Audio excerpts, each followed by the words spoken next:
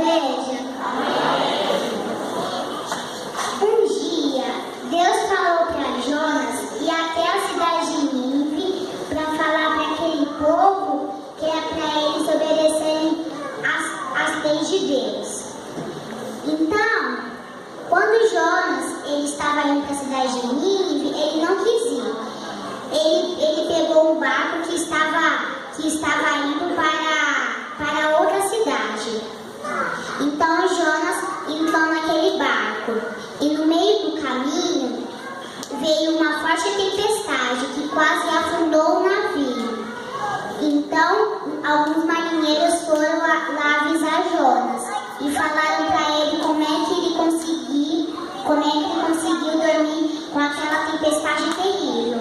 Então Jonas falou que a culpa era dele, que ele tentou fugir de Deus. Então Jonas falou para poder jogar os marinheiros, então para poder jogar ele no mar. Então os marinheiros jogaram. Aí o mar se acalmou. Só que Deus não ficou contente com Jonas. Então falou para um grande peixe engolir Jonas. E o grande peixe engoliu. E Jonas ficou lá na barriga do peixe 3 dias e 3 noites. Então Jonas orou para Deus.